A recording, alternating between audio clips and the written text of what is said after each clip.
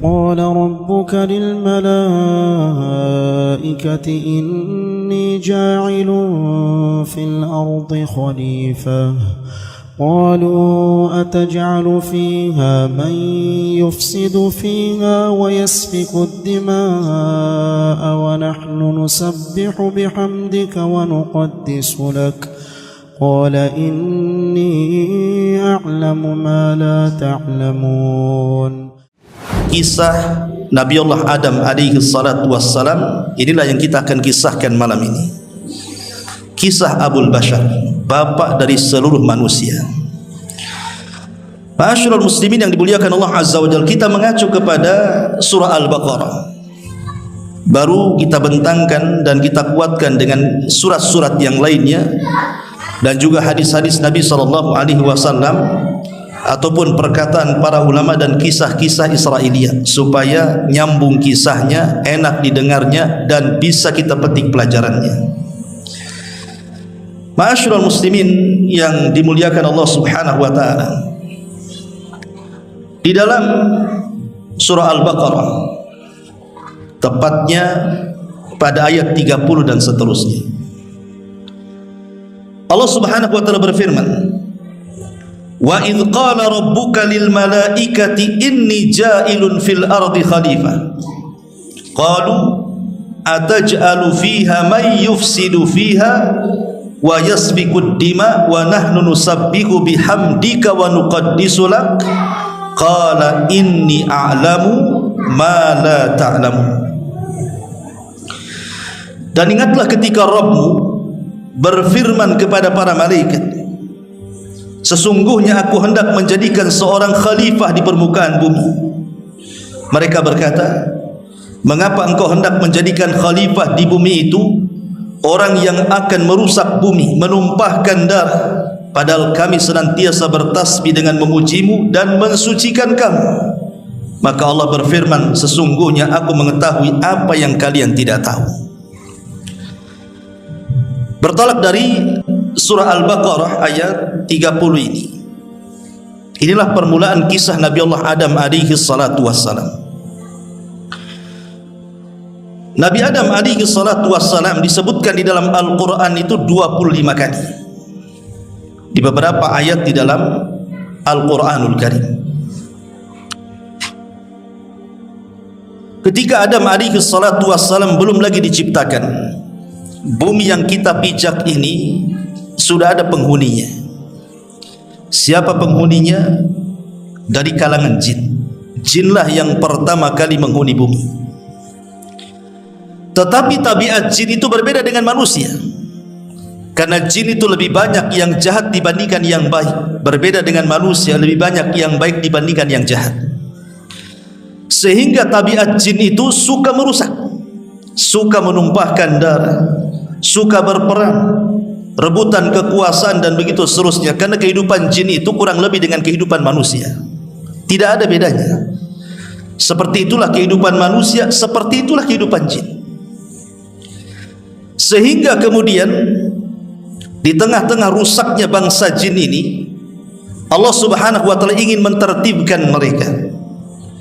Maka Allah Subhanahu wa taala pilih dari kalangan jin itu jin yang paling saleh. Quran tidak menyebut namanya, hadis juga tidak menyebut namanya, tetapi dalam kisah Israiliyat itu disebut namanya, namanya Ajazil. Itulah jin yang paling saleh, yang kemudian kesolehannya mengangkat derajat jin Azazil ini sehingga diangkat ke langit dan hidup di tengah-tengah para malaikat. Bahkan dia menguasai langit pertama, bahkan pernah tinggal di surga. Akhirnya kemudian Allah Subhanahu wa taala memberikan pasukan kepada Ajazil ini berupa para malaikat.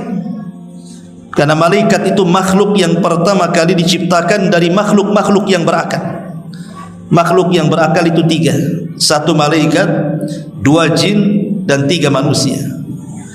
Dan secara urutan penciptaan, pertama Allah ciptakan malaikat, kedua Allah ciptakan jin, dan yang terakhir Allah ciptakan manusia.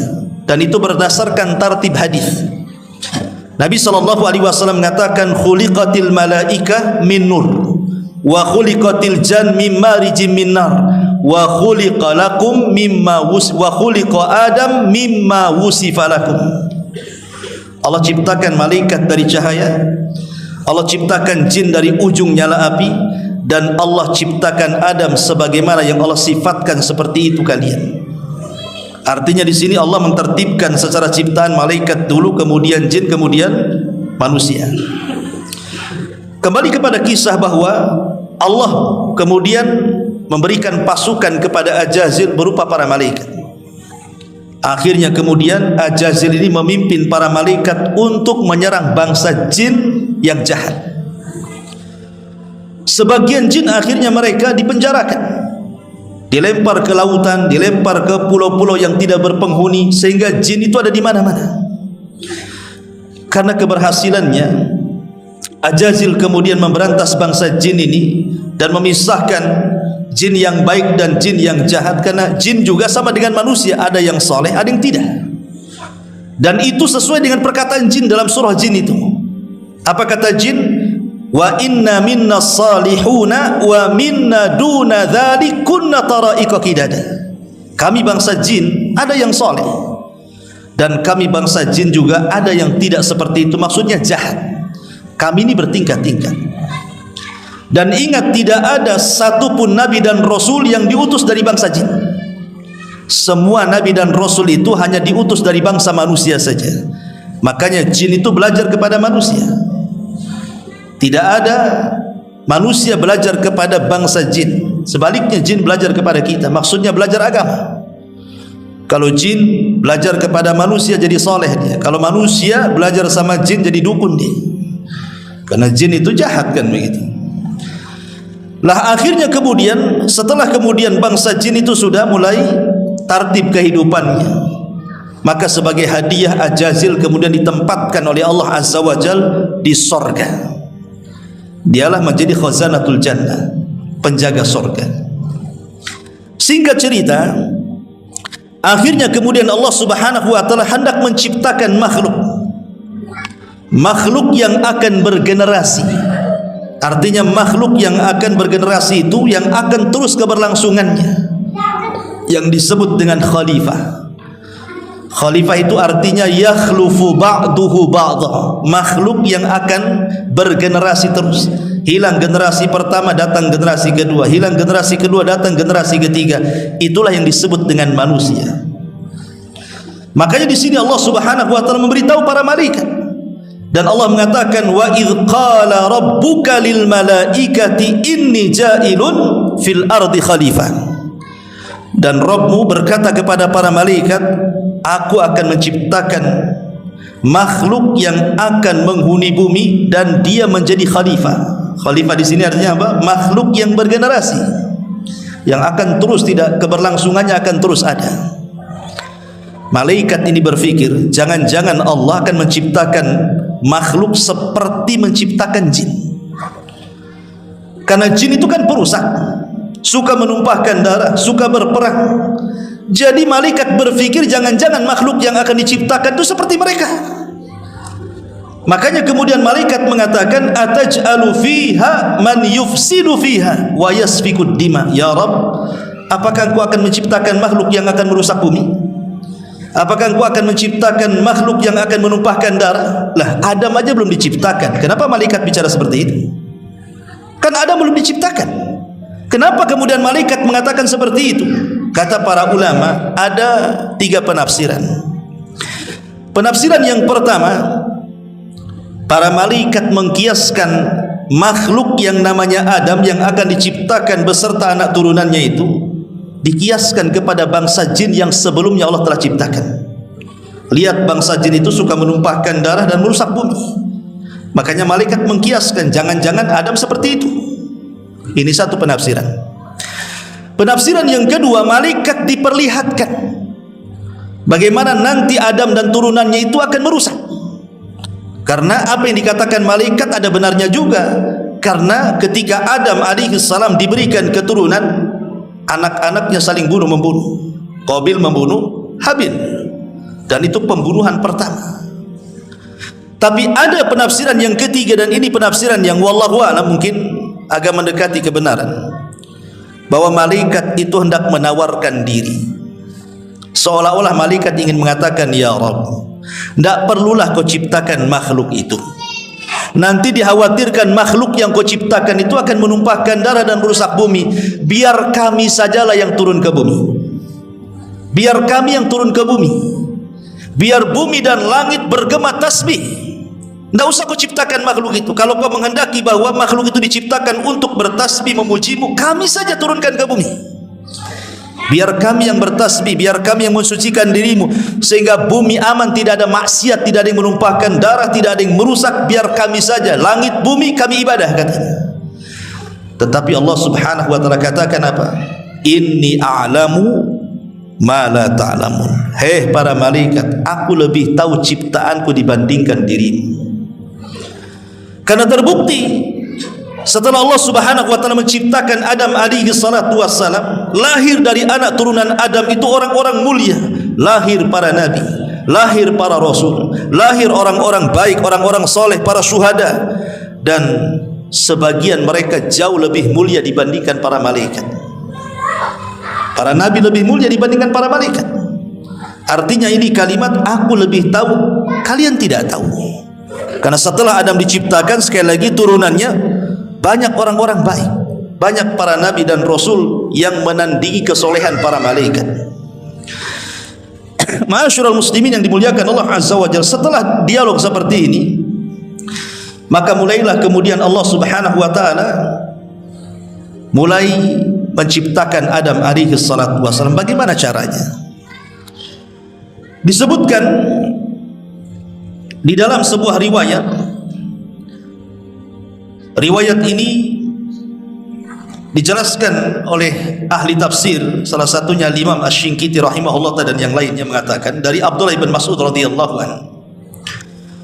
Jadi ketika Allah Subhanahu wa taala hendak memulai penciptaan itu, Allah utus malaikat Jibril. Kemana? Ke bumi. Untuk apa? Untuk mengambil tanah di bumi. Itulah bahan baku daripada Adam alaihi salam. Makanya Adam disebut Adam, diambil dari adimul ardi. Tanah yang ada di permukaan bumi itu disebut adim. Makanya adim menjadi Adam, karena tercipta dari tanah. Lah Jibril ketika hendak mengambil tanah itu, tiba-tiba bumi menolaknya. Kemudian bumi mengatakan di hadapan Jibril alaihi salatu wassalam, faqalatil ardu a'udzu billahi mink an tanqusa minni. Aku berlindung kepada Allah wahai Jibril, kalau engkau hendak mengurangi tanah yang ada di bumi ini, aku tidak akan kasih. Kenapa kemudian bumi takut? Kalau seandainya tanah diambil oleh Jibril kemudian diciptakan makhluk, karena khawatir dari makhluk ciptaannya itu atau makhluk dari bahan baku bumi itu, kemudian mereka menjadi jahat, bahkan sebagian mereka masuk neraka. Makanya bumi menolaknya, nggak mau. Karena tidak berhasil, akhirnya Jibril pun naik lagi ke langit melaporkan perkara ini kepada Allah Azza wa Jalla, bahwa bumi tidak mau diambil tanahnya. Akhirnya kemudian Allah Subhanahu wa taala mengutus Mikail. Rupanya bumi pun sama berlindung kepada Allah dari Mikail untuk mengambil tanahnya. Terakhir Allah Subhanahu wa taala mengutus malakul maut, malaikat pencabut nyawa. Ketika bumi mengatakan a'udzu billahi mink, aku berlindung kepada Allah dari kamu wahai malakul maut, untuk kau kurangi tanah yang ada di bumi. Malaikat maut justru mengatakan, aku pun berlindung kepada Allah kalau aku tidak mengambil tanah. Dibalik oleh malaikat maut. Akhirnya kemudian malaikat maut berhasil mengambil tanah itu, tentu dari berbagai macam tanah. Makanya dalam hadis Nabi SAW dari Abu Musa al-Ash'ari radhiyallahu an, Nabi SAW mengatakan, innallaha khalaqa Adam min qabdatin qabadaha min jami'il ardi. Allah ketika menciptakan Adam diambil dari segenggam tanah, dari semua jenis tanah bumi. Faja'a banu Adam ala qadril ardi, ja'a minhumul ahmar wal abyad wal aswadu wa baina dhalik was sahlu wal hazlu wal khabithu wat tayyibu. Zada fil hadits Yahya wa baina dzalika wal ikhbar fi hadits Yazid.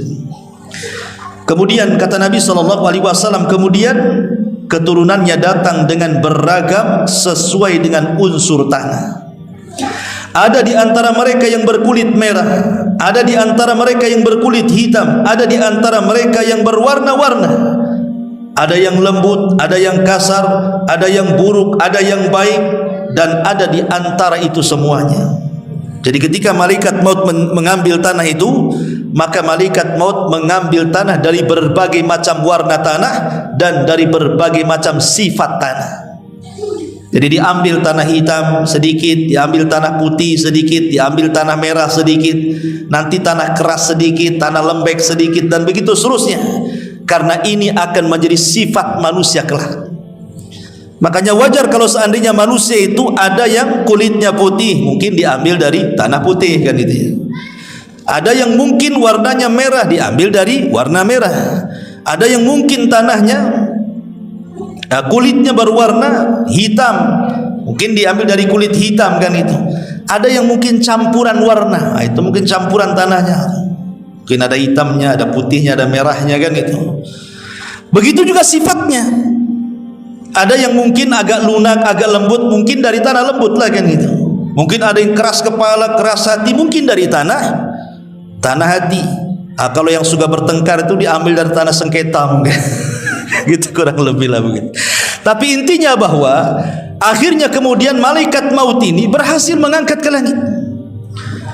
Setelah kemudian tanah itu sampai di langit, maka Allah Subhanahu wa taala mulai membentuk Adam alaihi salatu wassalam. Langsung Allah yang membentuknya. Inilah bedanya Adam dengan ciptaan Allah yang lainnya.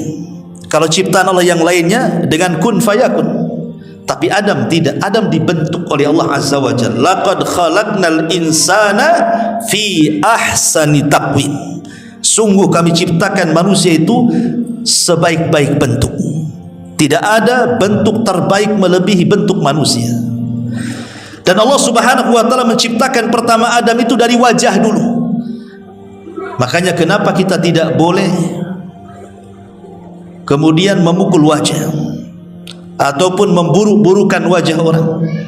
Karena ketika kita menampar wajah ataupun memburuk-burukan wajah orang, sama dengan memburuk-burukan yang menciptanya Allah Subhanahu wa taala. Ma'asyiral muslimin yang dimuliakan Allah Azza wa Jalla, setelah kemudian terbentuk kepalanya, kemudian tangannya, kemudian badannya, kemudian kakinya, maka Allah Subhanahu wa taala membentuk Adam itu tingginya 60 hasta. 60 hasta, satu hasta itu setengah meter. Ya, berarti kalau 60 hasta ya kurang lebih 30 meter Adam itu. Dengan lebar 7 hasta artinya 3,5 meter kali 30 meter. Makanya kalau antum pernah ke Saudi, di situ ada sepeda Nabi Adam. Kapan-kapan Adam punya sepeda itu. Itu mungkin replika. Kalau mungkin sepeda itu ada di zaman Nabi Adam, ya seperti itulah besarnya gitu ya. Rupanya sepeda itu dari Jogja katanya. Dia dari Jogja, disebut sepeda Nabi Adam pula. Intinya bahwa Adam alaihi salatu wassalam kemudian dibentuk oleh Allah Azza wa Jalla dengan sedemikian rupa, yang berbeda bentuknya dengan malaikat, berbeda pula dengan jin. Karena ingat, jin itu sifatnya buruk. Tidak ada jin itu yang dari segi bentuk ya, rupa, jin itu tidak seperti manusia. Jin itu buruk. Makanya ketika ada seorang peruqyah, seorang syekh meruqyah, kemudian jinnya ngomong, rupanya jin itu yang masuk ke tubuh manusia adalah jin yang paling cantik di kaumnya.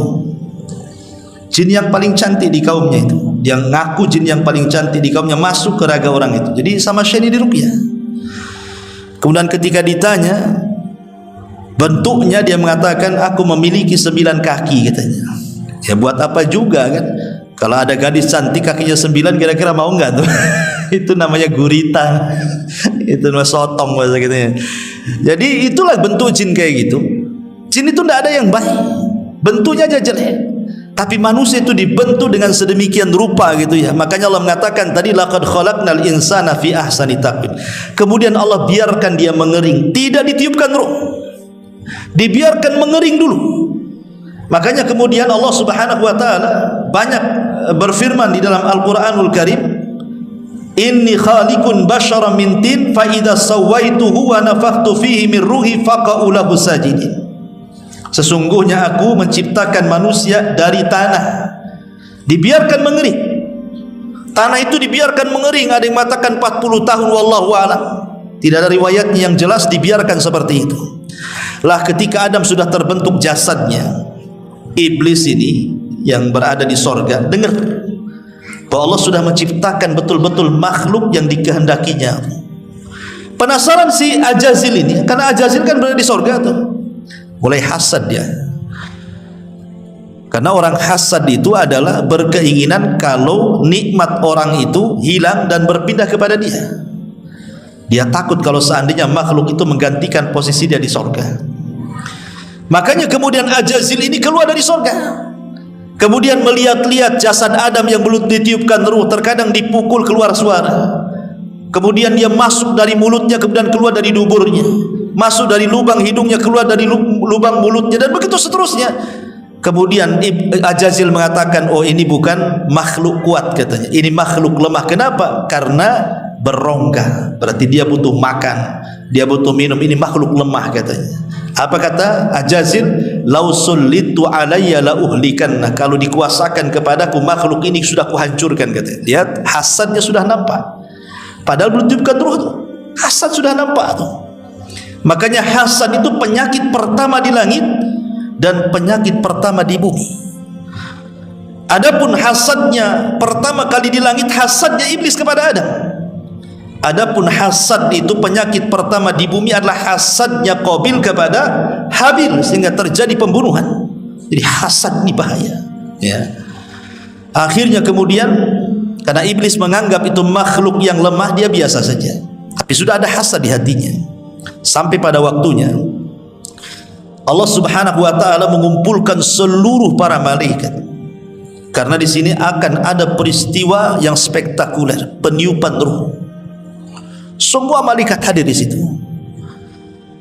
Lah ketika kemudian semua malaikat hadir di situ, Allah Subhanahu wa taala berfirman di dalam Al-Qur'anul Karim, wa idz qala rabbuka lil malaikati usjudu li adam fasajadu illa iblis aba wastakbara wa kana minal kafirin.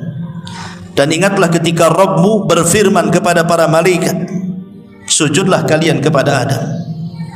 Maka semua malaikat sujud kecuali iblis. Dia enggan, dia sombong, dan termasuk makhluk yang kafir.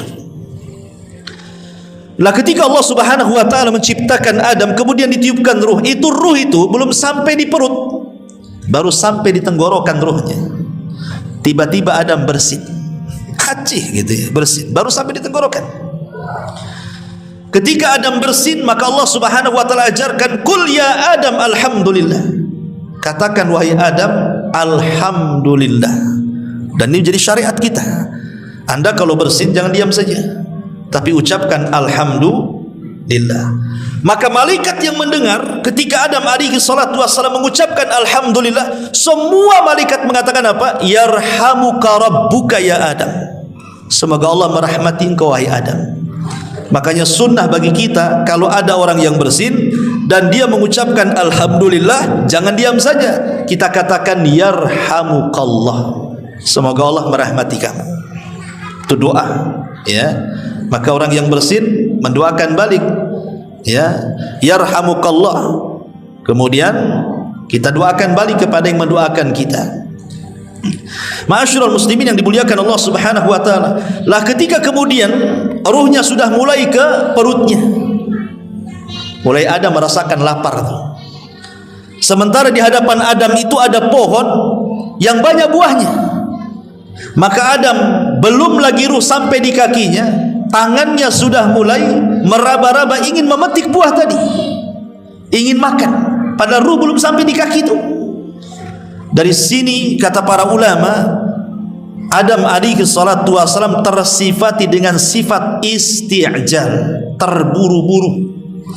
Makanya keturunannya akan seperti itu, akan seperti itu. Inna khalaqnal insana fi ajal. manusia itu kami ciptakan dalam kondisi tergesa-gesa, terburu-buru. Itulah sifat kita akhirnya kan. Karena Adam seperti itu, jadi turunannya seperti itu. Suka terburu-buru, ya, tidak mau santai, padahal terburu-buru itu bagian daripada syaitan. Kata Nabi SAW, al-isti'jalu minasyaitan. Terburu-buru itu dari setan. Lah ketika betul-betul ruh sudah sampai di kaki, Adam alaihi salatu wassalam, maka Allah Subhanahu wa taala perintahkan kepada Adam, idhab ila haula'in nafar. Pergi kau kepada para malaikat itu, katanya. Ucapkan salam kepada mereka dan dengar kira-kira apa jawabannya. Maka Adam pun menghadap para malaikat dan mengucapkan salam, assalamu alaikum. Maka para malaikat menjawab, waalaikumsalam warahmatullahi wabarakatuh. Maka Allah mengatakan, ya Adam, itulah bentuk penghormatanmu dan penghormatan seluruh keturunanmu. Jadi kalau kita menghormati orang, maka kita ucapkan salam, ya. Lah ketika kemudian semata-mata ruh itu masuk ke raga Adam, maka Allah Subhanahu wa taala katakan, fa idza sawaituhu wa nafakhtu fihi min ruhi faqa'u lahu sajidin. Allah mengatakan, apabila sudah kusempurnakan ciptaan Adam, semata-mata ruh sudah masuk ke jasad Adam, hei para malaikat, sujud kalian kepada Adam. Jadi perintah Allah, semata-mata ruh itu masuk ke dalam jasad Adam, maka semua malaikat harus sujud. Dari sini kita tahu bahwa malaikat sujud itu kepada siapa? Bukan kepada raganya Adam, tetapi kepada ruhnya Adam. Kenapa? Karena Allah Subhanahu wa taala mengatakan min ruhi, dari ruhku. Makhluk apabila diidofahkan, dinasabkan kepada Allah, maka makhluk itu punya kemuliaan. Contoh Ka'bah disebut Baitullah, rumahnya Allah. Ketika rumah itu dinasabkan kepada Allah, berarti punya kemuliaan. Atau contoh mujizat Nabi Saleh, naqatullah, untanya Allah. Berarti unta itu memiliki kemuliaan di antara unta-unta yang lainnya. Kenapa? Karena dinasabkan kepada Allah. Termasuk ruh Adam. Min ruhi, dari ruhku, artinya ruhnya Adam dinasabkan kepada Allah. Berarti ruh itu punya kemuliaan. Jadi ketika malaikat itu sujud, bukan sujud kepada raga Adam, tapi sujud kepada ruh yang merupakan kemuliaan karena dinasabkan kepada Allah Subhanahu wa taala. Dari sini kita tahu bahwa raga tanpa ruh tidak akan mulia. Tapi kalau raga ada ruhnya, dipastikan dia mulia. Contoh presiden. Presiden kalau masih ada ruhnya, masih bisa berjalan, bisa bicara, bisa mendengar, bisa melihat, bisa berpikir, dihormati dia. Coba dicabut ruh presiden, jadi bangkai dia, terbujur kaku, diusung keranda, dimasukkan ke lubang yang 1 kali 1,5 meter. Siapa yang memuliakan? Sudah jadi nggak ada ruhnya. Jadi manusia itu mulia karena ada ruhnya. Kalau tidak ada ruhnya, tidak akan mulia manusia itu. Coba saja orang yang dihormati di Batam ini siapa? Ketika mati jangan dikubur, letakkan di jalan raya 4 hari saja. Sampai dia busuk, siapa yang mendekati dia? Nggak ada yang berani. Nggak ada. Lihat Abu Lahab. Abu Lahab itu ketika dia meninggal, dia sedang safar, sakit kemudian meninggal. Tidak ada yang menguburkan sampai jasadnya bau busuk. Akhirnya menguburkannya dengan cara apa? Dilempari batu. Akhirnya numpuk batunya. Itulah kuburannya Abu Lahab itu. Karena jasad ini kalau sudah tidak ada ruhnya, tidak ada kemuliaan di dalamnya. Jadi malaikat itu sujud kepada Adam, itu maksudnya sujud kepada ruh yang dimasukkan ke dalam Adam. Itu satu penafsiran. Ada yang mengatakan bahwa sujudnya malaikat kepada Adam itu karena Adam dijadikan kiblat oleh para malaikat, sama dengan kita sujud ke Ka'bah, karena Ka'bah itu jadikan kiblat, bukan kita menyembah Ka'bah. Ada juga yang mengatakan seperti itu. Tapi yang jelas bahwa sujudnya malaikat kepada Adam bukan sujud ibadah, tapi sujud penghormatan. Karena sujud ibadah tidak boleh diberikan kecuali kepada Allah. La tasjudu lisyamsi wala lil qamar wasjudu lilladzi khalaqahunna in kuntum iyyahu ta'budun. Jangan kalian sujud kepada matahari dan bulan, tapi sujudlah kepada zat yang menciptakan keduanya kalau kalian benar-benar beribadah kepada Allah. Sujud ibadah tidak boleh diberikan kecuali kepada Allah. Lalu maksudnya sujud apa di sini? Sujud penghormatan. Kalau tentara menghormati dengan cara seperti ini, maka malaikat menghormati Adam dengan cara sujud.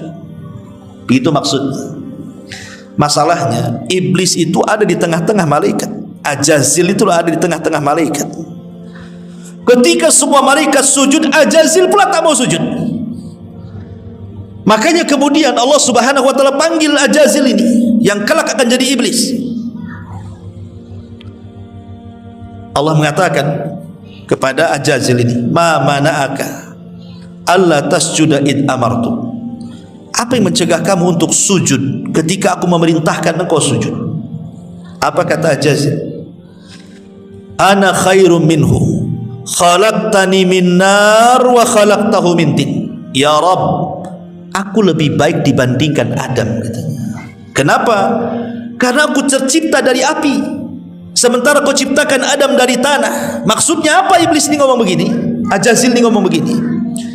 Maksudnya begini, Ajazil ini yang kelak akan jadi iblis ini, dia menganggap bahwa posisi dia itu lebih mendekati malaikat dibandingkan Adam dengan malaikat. Kenapa?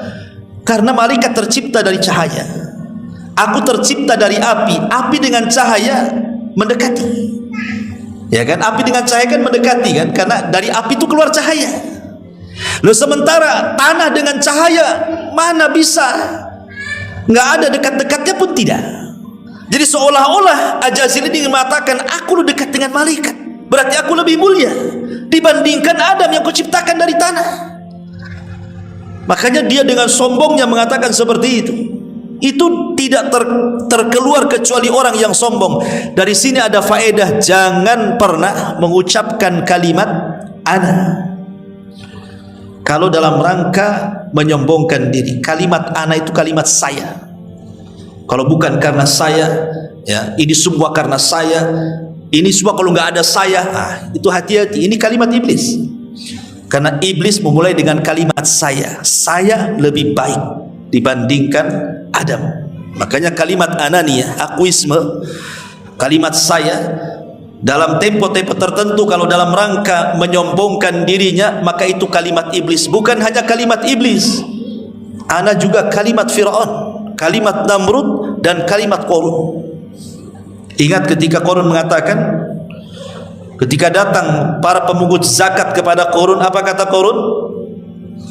Dia mengatakan, enak saja Musa itu, katanya, datang menyuruh orang untuk mengambil zakat saya, padahal kekayaan saya ini aku yang dapat, katanya. Dia mengatakan, innama utituhu min ilmin indi, ini kekayaan aku yang dapat, saya yang dapat. Ini karena kecerdasanku, kata Qarun, bukan karena dari Allah, ini karena kecerdasanku. Ini kalimat saya ini bahaya. Ataupun Fir'aun mengatakan, ana rabbukumul a'la, saya Rabb kalian yang paling tinggi. Atau Namrud mengatakan, ana uhyi wa umit, saya bisa menghidupkan dan mematikan, katanya. Jadi kalimat saya ini bahaya. Dalam tempo-tempo tertentu jangan mengucapkan kalimat saya, aku, ana, gitu ya. Kalau dalam rangka kesombongan, ini kalimat setan. Makanya dia mengatakan, saya lebih baik dibandingkan Adam. Adam tercipta dari tanah, aku loh tercipta dari api. Ketika dia mengatakan seperti itu, maka Allah Subhanahu wa taala murka. Kemudian Allah Subhanahu wa taala mengatakan, fakhruj innaka rajim, keluar kau iblis, engkau makhluk yang terkutuk. Sejak itulah Ajazil tidak lagi disebut Ajazil, dia berubah menjadi iblis. Disebut iblis itu karena makhluk yang putus asa dari rahmat Allah. Itu disebut iblis. Berubah dia jadi iblis tuh. Bayangkan, jin yang paling soleh menjadi jin yang paling jahat. Dari sini ada faedah bahwa kesolehan itu harus dijaga. Kesolehan itu harus dijaga. Lihat, Ajazil ini jin yang paling soleh, karena saking solehnya Allah hadiahi dia tinggal di sorga. Tapi belakangan menjadi jin yang paling jahat dan menjadi iblis. Kalau kita tidak mempertahankan kesolehan, jangan-jangan kita jadi iblis pula. Karena amal itu ditentukan bukan awalnya, tapi akhirnya. Kata Rasul, innal a'mal bi khawatimiha. Amal itu ditentukan akhirnya. Betapa banyak awalnya soleh, akhirnya pula jadi jahat, seperti iblis.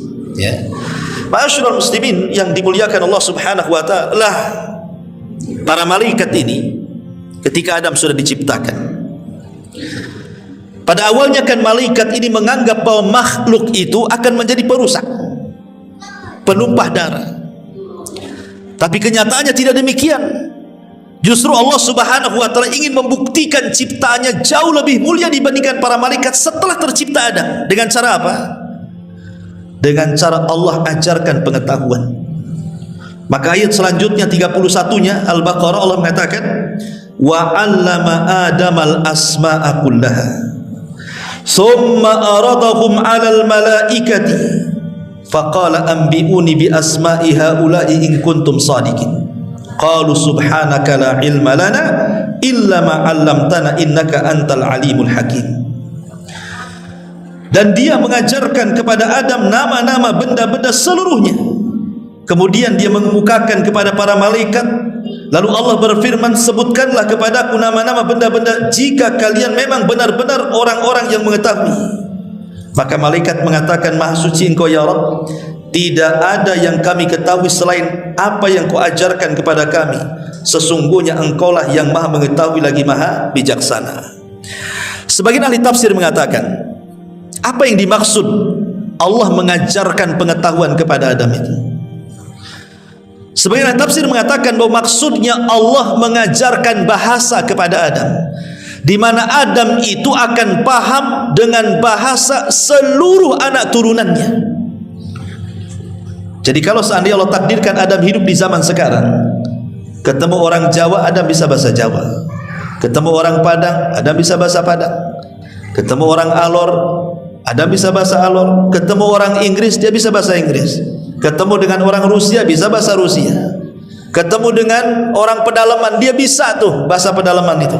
Ya, itu maksudnya Allah mengajarkan kepada Adam pengetahuan itu, maksudnya pengetahuan bahasa, di mana Adam akan paham seluruh bahasa anak turunannya sejak diciptakan sampai kiamat dibangkitkan. Dan orang yang menguasai bahasa, maka dia akan menguasai semuanya. Ya, lihat Bung Karno itu kan banyak tuh bahasa yang dikuasai itu. Makanya dia diplomasi yang luar biasa, orator, bahasa banyak dia tahu. Tapi Bung Karno beda dengan Adam. Adam semua tahu bahasa. Bahasa apa aja dia tahu. Dan itu tidak dimiliki para malaikat yang seperti ini. Ya. Makanya kemudian ketika Allah Subhanahu wa ta'ala mengetes para malaikat dengan ilmu yang telah Allah anugerahkan kepada Adam, malaikat tidak sanggup. Dan mereka meminta uzur kepada Allah Subhanahu wa ta'ala dan mengatakan, la ilma lana illa ma 'allamtana. Ya Rabb, kami tidak punya pengetahuan kecuali yang kau ajarkan saja kepada kami, katanya. Dari sini kata para ulama, lihat Adam diunggulkan dari para malaikat. Karena apa? Karena ilmu pengetahuan. Jadi Adam alaihi salatu wassalam dimuliakan di atas para malaikat karena ilmunya. Bahkan seluruh anak turunannya juga dimuliakan karena pengetahuannya. Wa karramna bani Adam, kami muliakan anak Adam. Dan Allah katakan, yarfa'illahu alladhina amanu minkum walladzina utul ilma darajat.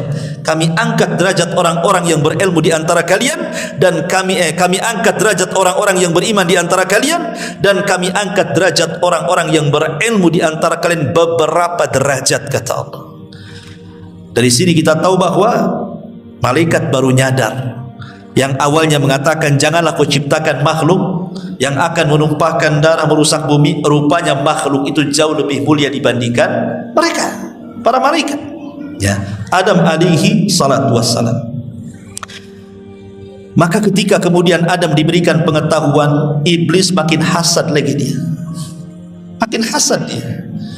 Sudah Allah ciptakan Adam, langsung dibentuk oleh Allah, ditiupkan ruh langsung oleh Allah, diberikan pula pengetahuan oleh Allah. Berarti kan nikmatnya makin menumpuk tuh. Iblis makin sakit hati. Karena orang hasad itu, dia akan lebih hasad dan akan bertambah-tambah hasadnya kalau kenikmatan orang lain makin banyak lagi, kan gitu. Dia tetangga beli mobil, mulai tensinya naik. Beberapa bulan naikkan pula rumahnya tingkat 2, naik lagi tensinya. Beberapa bulan naik lagi tingkat 3, makin akhirnya stroke tuh. Kan begitu ya orang hasad tuh. Yang dihasadi tenang-tenang saja, dia makin sakit. Begitulah iblis, dia makin sakit dia. Kenapa kok Adam masih diberikan nikmat ini terakhir akhirnya apa? Dimasukkan pula ke sorga. Yang tadinya iblis di sorga dikeluarkan, sekarang Adam pula masuk sorga, makin sakit hati lah. Itulah hasad, kedengkian yang luar biasa tuh iblis. Ma'asyiral muslimin yang dimuliakan Allah Azza wa Jalla.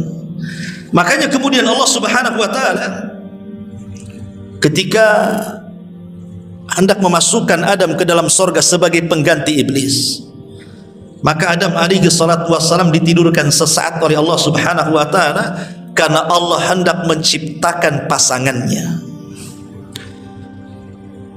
Hawa. Ada yang mengatakan kenapa disebut Hawa? Ya.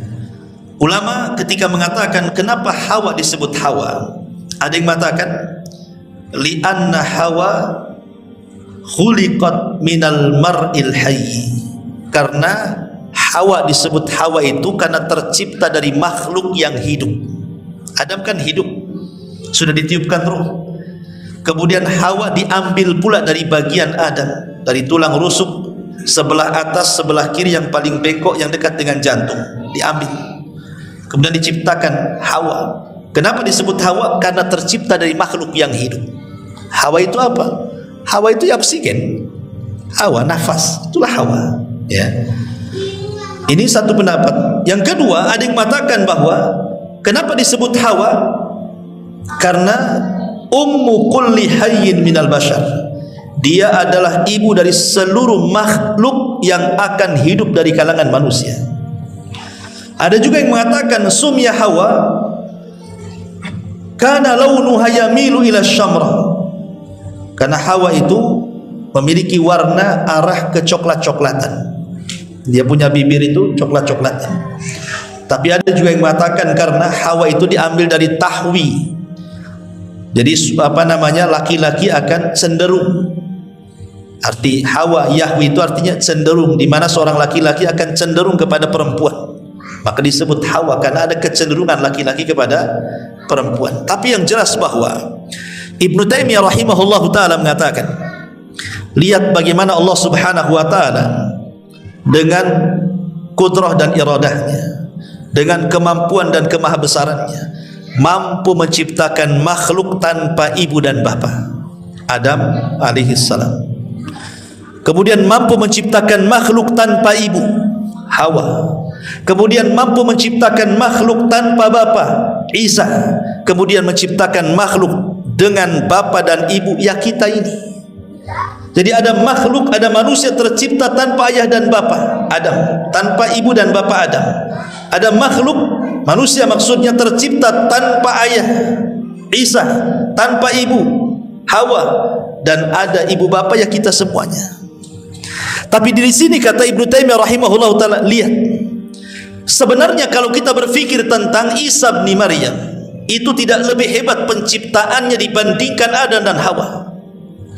Kalau seandainya Isa dituhankan oleh orang-orang Nasrani karena dia terlahir tanpa bapa, sekarang Adam juga tanpa bapa, bahkan tanpa ibu, kenapa tidak dituhankan? Hawa terlahir tanpa ibu, kenapa tidak dituhankan? Kenapa hanya Isa saja? Makanya dari sini Allah Subhanahu wa taala mengatakan inna masala Isa kamasali Adam. Permisalan Isa loh sama dengan Adam. Apa bedanya? Adam lebih hebat lagi. Harusnya kalau mereka menuhankan Isa, tuhankan juga Adam. Tapi mereka tidak menuhankan Adam dan menganggap Adam nabi. Sebagaimana kalian menganggap Adam nabi, harusnya Anda juga menganggap Isa juga nabi. Ma'asyiral muslimin yang dimuliakan Allah Azza wa Jalla. Intinya bahwa Adam tercipta saat Hawa tercipta saat Adam sedang tertidur. Kenapa Hawa diciptakan saat Adam tertidur? Supaya Adam tidak benci dengan Hawa. Jadi ketika Adam sedang tertidur, Allah ambil tulang rusuk sebelah kiri, yang paling atas, yang paling bengkok, yang dekat dengan jantung diambil. Kemudian diciptakan Hawa, dibaringkan di sebelahnya. Ketika Adam alaihi salatu wassalam terbangun, kaget, rupanya ada perempuan di sampingnya. Kemudian ditanya, "Man anti, siapa kamu?" Maka Hawa mengatakan, "Saya Hawa." Adam mengatakan, "Kenapa Allah ciptakan kamu?" Kata Hawa, "Liaskuna ilaika," supaya aku bisa memberikan ketenangan kepadamu. Dari sini Allah katakan, "Wa min ayatihi an khalaqa lakum min anfusikum azwaja litaskunu ilaiha wa ja'ala bainakum mawaddatan wa rahmah inna fi dzalika laayatin liqaumin yatafakkarun." Dan dari tanda-tanda kuasa Allah, Allah jadikan kalian berpasangan. Ada suami, ada istri. Gunanya untuk apa? Litaskunu ilaiha, supaya engkau merasa tenang dengan pasanganmu. Kemudian terciptalah mawaddah, rasa cinta, warahmah, dan kasih sayang. Dan itu semua adalah kekuasaan Allah bagi orang-orang yang berfikir. Maka Adam diciptakan Hawa supaya dia tidak ketakutan di sorga. Karena seindah apapun sorga, ikhwan, seindah apapun sorga, kalau hidup sendirian itu ketakutan. Coba saja antum hidup sendirian di Batam. Satu kota Batam milik anda lah, tapi sendirian hidupnya. Lontang lantung ke Batam Center sendiri, ke Jodoh sendiri, ke Barelang sendiri. Apa nggak takut sendirian? Ya. Supaya tidak ketakutan, diciptakan pasangannya. Minimalnya kalau 2 orang dan beda jenis laki-laki dan perempuan, nggak akan takut hidup itu. Dulu kuburan itu hal yang menakutkan. Lewat kuburan saja kita lari. Sekarang enggak, orang pacaran di kuburan udah takut lagi, karena dua-duanya setan. Akhirnya kan nggak takut kan di situ, karena berdua. Coba sendirian, jangan dibawa pasangannya, suruh duduk di atas kuburan, apa nggak merinding dia? Tapi kalau berdua itu hilanglah rasa takutnya. Makanya diciptakan Adam, diciptakan Hawa untuk Adam itu maksudnya untuk menghilangkan perasaan takut Adam, sehingga tumbuh cinta dan kasih sayang di antara keduanya. Makanya Allah mengatakan ayat selanjutnya kepada Adam alaihi salatu wassalam, "Wa qulna ya Adam uskun anta wa zawjukal jannah." Al-Baqarah 35-nya. Dan kami berfirman, wahai Adam, diamilah oleh kamu dan istrimu sorga itu. Wa kula minha ragadan haitsu syi'tuma wa la taqraba hadhihi asy-syajarata fatakuna minadh dhalimin. Dan makanlah makanan-makanan yang banyak yang ada di sorga yang kau sukai, tapi ingat, janganlah kamu dekat pohon ini yang menyebabkan kamu termasuk orang zalim. Jadi Allah Subhanahu wa taala idza arada syai'an ahya asbabah. Ikhwan, Allah itu kalau menghendaki sesuatu pasti Allah akan hidupkan sebabnya. Segala sesuatu itu pasti ada sebab. Setiap akibat ada sebab. Namanya ada sebab akibat kan gitu ya. Tidak ada perkara di dunia itu yang tidak ada sebabnya. Pasti ada sebabnya. Orang mati aja ada sebabnya. Ya. Orang dapat rizki ada sebabnya. Orang punya anak pun ada sebabnya. Semua ada sebabnya. Di kehidupan dunia pasti ada sebabnya. Lah Adam alaihi salatu wassalam kan memang diciptakan oleh Allah bukan untuk tinggal di sorga. Karena Allah sebelumnya sudah ngomong di hadapan para malaikat, "Inni ja'ilun fil ardi," aku akan jadikan makhluk di bumi, bukan di sorga. Sehingga Adam tidak mungkin lama di sorga, karena tujuan Allah itu bukan menciptakan di sorga, tapi menciptakan makhluk untuk di bumi. Makanya bagaimana caranya Adam itu tidak tinggal di sorga, dia harus ke bumi. Maka Allah ciptakan sebabnya. Apa sebabnya? Allah uji Adam dengan cara apa? Hei Adam, hei Hawa, masuk ke sorga, makan minum semua yang kenikmatan di sorga itu.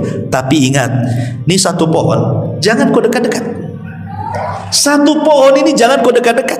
Kalau kau dekat, kau lihat, kau makan, bahaya. Bayangkan, dari sekian ribu pohon di sorga cuma satu. Sebenarnya kan gampang saja kan, menghindari yang satu kan. Kan kenikmatan sorga yang lain banyak. Tapi masalahnya bukan di Adam, bukan di Hawa, tapi di iblis masalahnya, yang sudah sakit hati. Iblis ini masih di langit. Ketika melihat Adam dengan istrinya diberikan banyak nikmat oleh Allah Azza wa Jalla, mulai dari diciptakan langsung oleh Allah, ditiupkan ruhnya oleh Allah, diberikan pengetahuan oleh Allah, dimasukkan lagi oleh Allah. Makin stres iblis ini. Mulailah iblis ingin memberikan was-was. Masalahnya macam mana, dia sudah tidak di sorga, Adam di sorga, macam mana cara masuknya? Al-Imam Asy-Syinkiti rahimahullahu ta'ala menyebutkan dalam tafsirnya Adwail Bayan beberapa penafsiran para ulama. Yang pertama, mengambil kisah Israiliyat dari Abdullah bin Abbas radhiyallahu anhuma, bahwa Allah Subhanahu wa taala itu menciptakan ular yang sangat besar sekali, dan itu ular terindah yang Allah ciptakan di langit. Lah ular ini keluar masuk surga. Ya, ular ini keluar masuk surga. Memang Allah berkehendak seperti itu. Lah iblis ini mengambil kesempatan bekerja sama dengan ular itu. Akhirnya kemudian dia masuk ke dalam ular itu, kemudian berhasil keluar masuk surga. Ini satu pendapat. Tapi sekali lagi tidak ada Quran, tidak ada hadis Nabi, ini kisah Israiliyat. Ya. Dan kita tidak perlu berpegang dengan kisah Israiliyat. Kisah Israiliyat itu hanya pelezat kisah saja. Ingat ya, karena diambil dari Taurat, bukan dari Quran. Kita punya Quran. Pendapat yang kedua, sebenarnya tidak. Iblis itu tidak pernah masuk surga. Dia hanya berdiri di samping surga. Dia tidak bisa masuk surga karena sudah terusir. Cuman iblis ini memberikan was-was dari luar surga. Bagaimana caranya? Tentu Allah berikan kekuasaan kepada iblis untuk memberikan was-was dari luar surga ke dalam surga. Dan Allah Maha Kuasa atas segala sesuatu. Karena ini kan ujian kepada Adam. Intinya bahwa entah iblis masuk ke dalam ular dan berhasil masuk ke dalam sorga, atau mungkin iblis tidak masuk ke dalam sorga berdasarkan zahirnya Quran gitu ya. Tapi yang jelas bahwa iblis berhasil memberikan was-was ke dalam hati Adam dan Hawa. Apa was-wasnya? Iblis mengatakan kepada Adam, "Ya Adam, kenapa Allah larang dekat-dekat pohon larangan itu?" Sebenarnya karena dua perkara. Dan itu disebutkan dalam Quran, "Antakuna malakaini au takuna minal khalidin." Karena kalau engkau makan buah itu, engkau jadi malaikat atau engkau jadi orang yang kekal. Jadi Adam melihat dua perkara ini, oh enak juga jadi malaikat, ataupun kekal di sorga dengan penuh dengan kenikmatan. Dari situlah dia penasaran, tapi tidak tergoda sama sekali. Tapi was-was sudah masuk. Dan ini senjata iblis yang paling kuat. Iblis itu kalau ngajak kita maksiat, tidak mungkin didorongnya kita zina kamu, minum khamar kamu, ayo kita ke diskotik, ayo kita berbuat maksiat. Tidak. Iblis itu tidak pernah nyeret kita, dorong kita, narik tangan kita. Tidak. Iblis itu kalau nyuruh maksiat, dia cukup ngasih was-was saja. Sana enak, sana. Apain kau di sini malam-malam? Ya, dingin-dingin. Sana. Itu aja iblis itu. Dia tidak mungkin narik tangan kita. Enggak, bukan kayak gitu dia. Dia cukup ngasih was-was saja. Apain kau temenung di sini? Bagus kau berangkat ke Nagoya sana. Gitu aja dia. Tapi walaupun hanya itu, was-was itu, orang bisa bergerak maksiat loh ya. Itu hebatnya iblis tuh. Tapi Adam tidak bergeming dengan was-was itu. Akhirnya iblis karena putus asa tidak bisa menggoda Adam, dia cari trik yang kedua. Ingat, iblis itu banyak langkahnya. Namanya setan itu banyak langkah. Makanya Allah Subhanahu wa taala mengatakan apa? Wala tattabi'u khutuwati syaitan. Jangan kalian mengikuti langkah-langkah setan. Setan itu banyak langkahnya. Ketika dengan cara was-was tidak bisa, akhirnya apa? Dia menggunakan qasam. Qasam itu apa? Sumpah.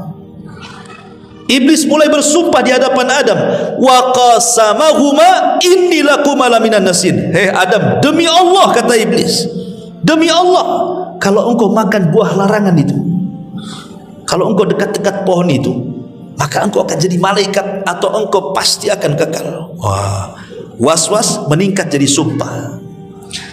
Iblis bersumpah di alam para malaikat, di surga lagi. Dan ketika itu tidak ada makhluk yang bersumpah untuk kedustaan. Ya Adam percaya sajalah kan begitu kan. Karena tidak mungkin ada orang bersumpah menyebut nama Allah untuk sebuah kedustaan di alam para malaikat dan di surga. Ya Adam terima saja. Oh, jangan-jangan benar jadinya. Makanya kemudian trik-trik sumpah dusta ini dipakai oleh sekarang. Orang kalau berdusta supaya tidak nampak berdustanya, bersumpah dia, wallahi saya enggak melakukannya, padahal melakukannya.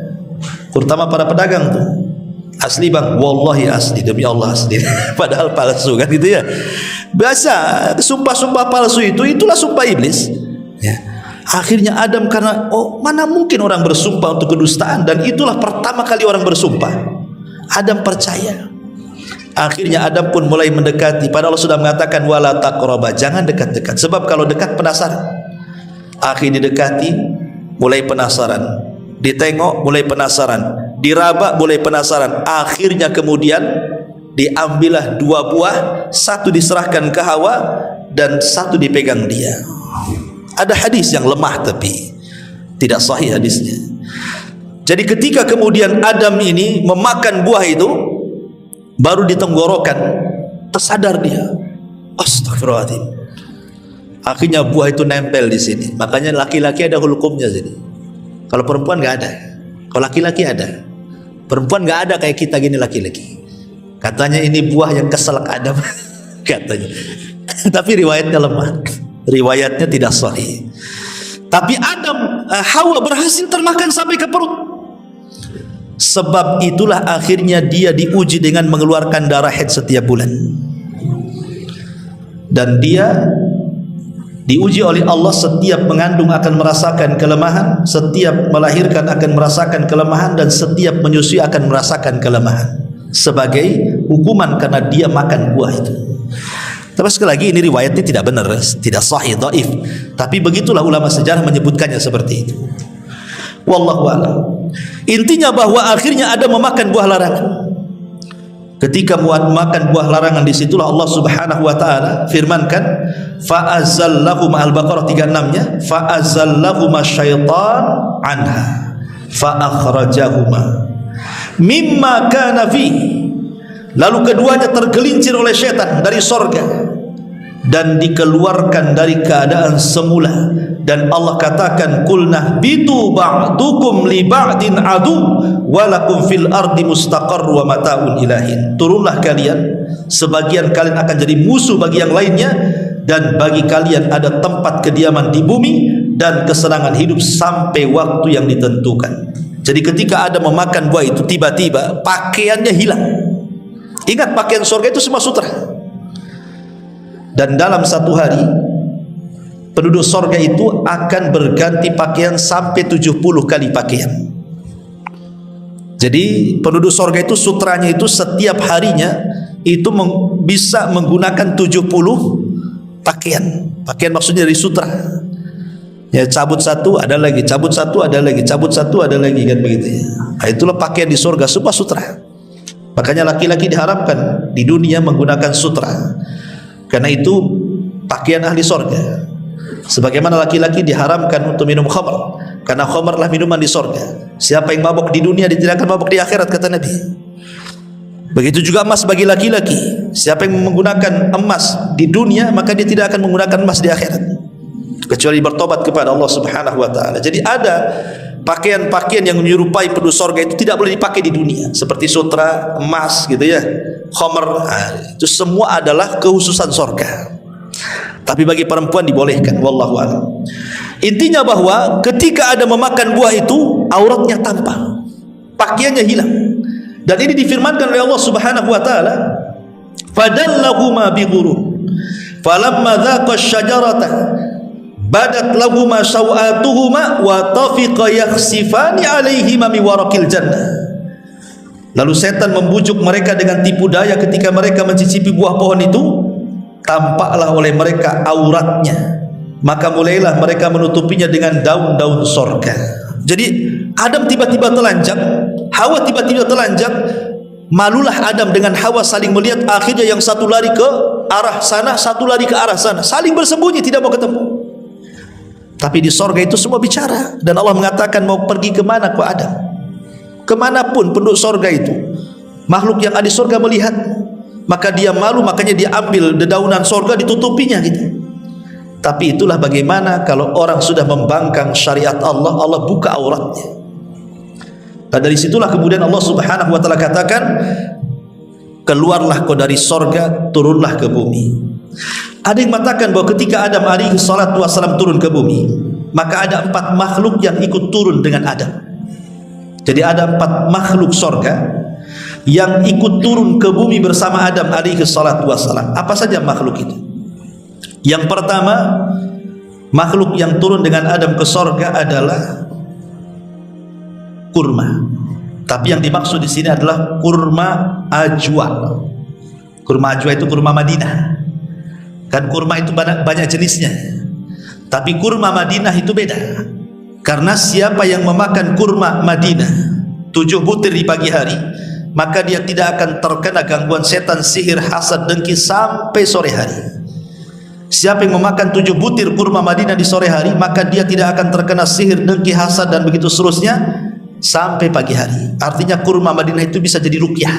Makanya kalau antum umroh atau haji, sempatkan datang ke Madinah, beri kurma ajwa di sana, kurma kota Madinah.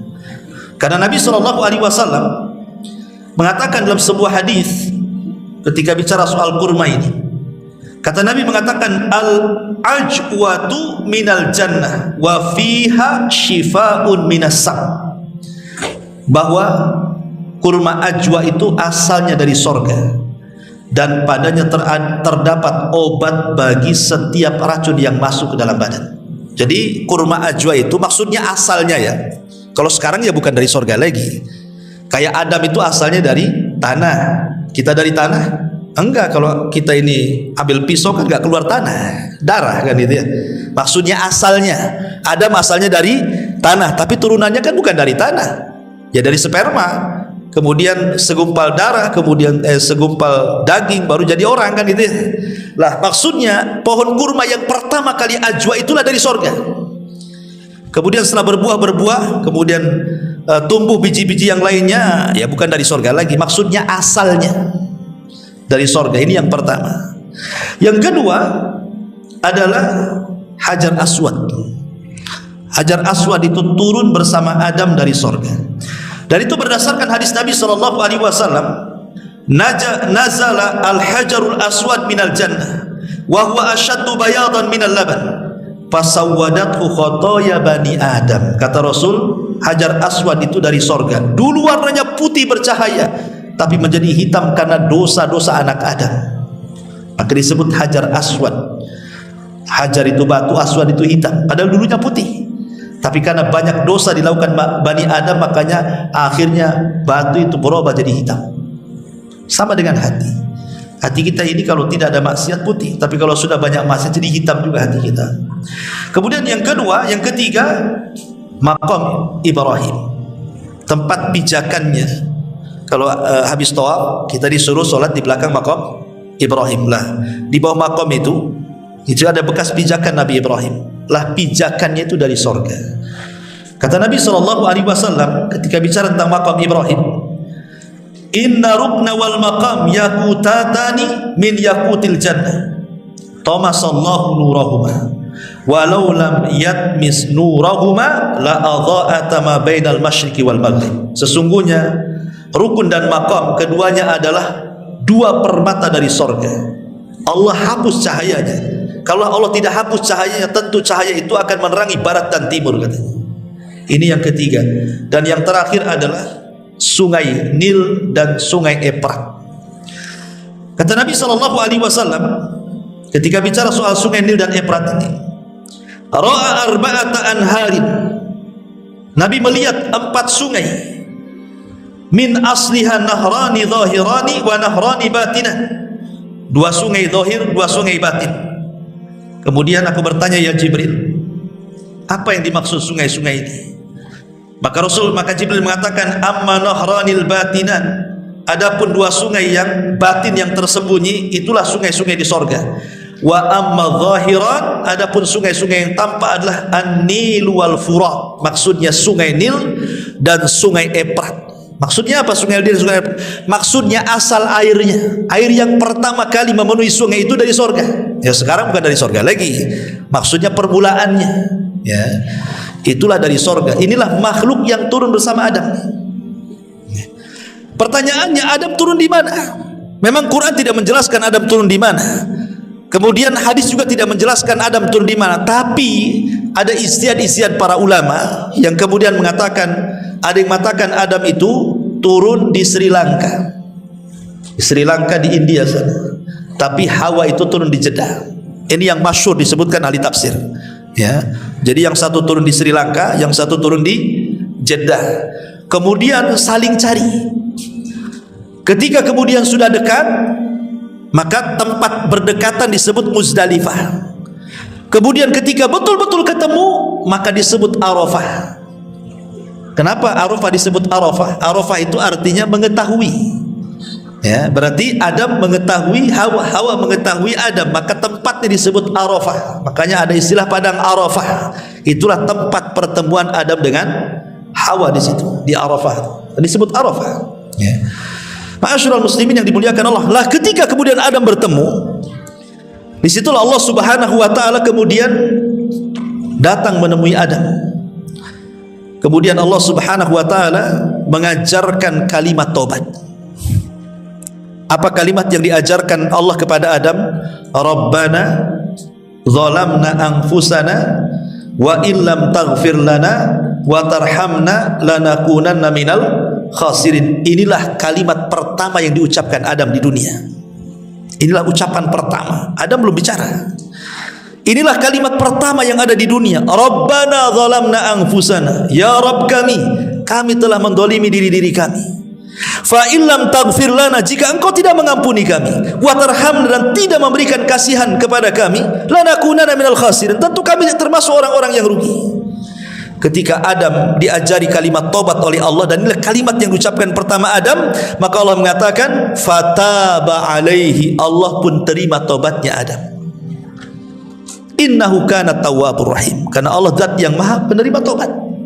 Tapi iblis, ada yang mengatakan iblis diturunkan di lautan.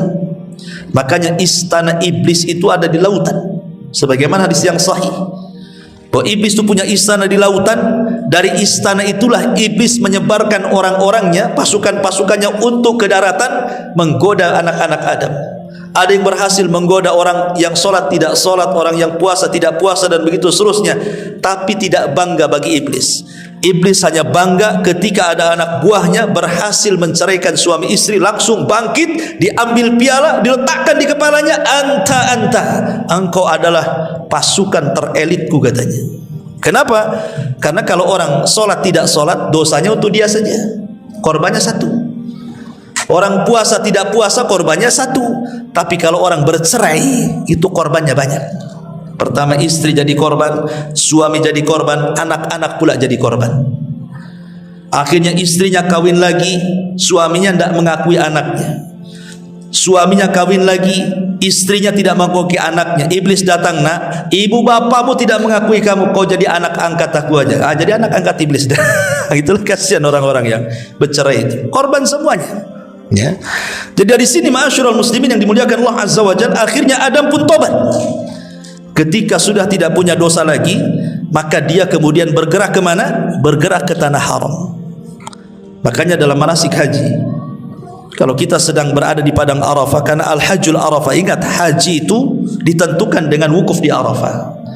Maka siapa yang berdoa seperti doa Nabi Adam, Rabbana zalamna anfusana wa illam taghfir lana wa tarhamna lanakunanna minal khasirin, dan dia betul-betul ikhlas, maka dia pulang dari haji seperti bayi yang dilahirkan oleh ibunya, tidak punya dosa lagi, seperti Adam, tidak punya dosa. Maka dia masuk ke haram. Kemudian di situ malaikat membangun Ka'bah. Ingat, Ka'bah yang pertama bangun siapa? Malaikat. Maka mulailah Adam kemudian beribadah. Itulah tanah pertama Allah diibadahi di permukaan bumi. Sebelum ada tanah tempat ibadah, disitulah tempat ibadah. Jadi Mekah itu adalah tanah yang pertama kali diibadahi Allah di situ. Itulah Adam dengan Hawa beribadah di situ. Ma'asyiral muslimin yang dimuliakan Allah Azza wa Jalla, dari sinilah Allah Subhanahu wa taala perintahkan Adam untuk menggauli Hawa.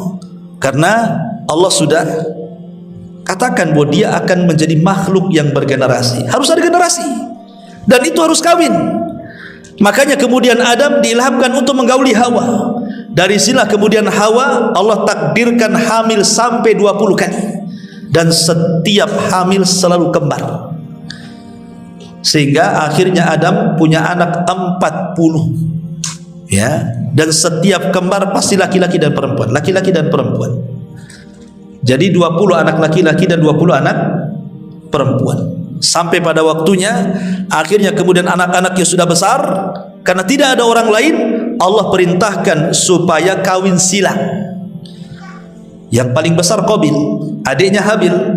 Kemudian kata Adam, Qabil, kamu harus menikah dengan kembarannya Habil. Habil, kau harus menikah dengan kembarannya Qabil. Setan masuk di sini. Ketika setan tidak bisa menggoda Adam, masuk ke anak-anaknya, masuk ke telinga Qabil. Bil, tengok kembaranmu, cantik kan? Tengok kembaran Qabil, Habil, jelek kan? Masa kau mau kawin sama orang jelek? Mulai dikasih was-was dia. Ya, dari situ mulai hasad dia. Dia tolak mentah-mentah perintah bapaknya dan mengatakan, saya tidak mau menikah dengan kembaran Habil, saya menikah dengan kembaran saya sendiri. Kata Adam, ini perintah Allah. Kalau memang perintah Allah, mana buktinya katanya? Kalau begitu kalian harus berkorban. Siapa yang diterima korbannya, maka dia berhak memilih pasangannya. Makanya Allah mengatakan, watslu alaihim naba abnai adam bil haq idz qarraba qurbanan fatuqbila min ahadihima wa lam yutaqabbal minal akhar. Bacakan kepada mereka wahai Muhammad tentang kisah dua putra Adam, kata Allah. Ketika keduanya berkorban, yang satu berkorban dengan kambing, yang satu berkorban dengan buah-buahan, kemudian Allah terima korbannya Habil dan Allah tolak korbannya Qabil. Dari sini Qabil marah dan mengatakan, la aqtulannak, saya akan bunuh kamu. Akhirnya betul-betul terjadi pembunuhan. Itulah pembunuhan pertama di alam manusia, Qabil membunuh Habil.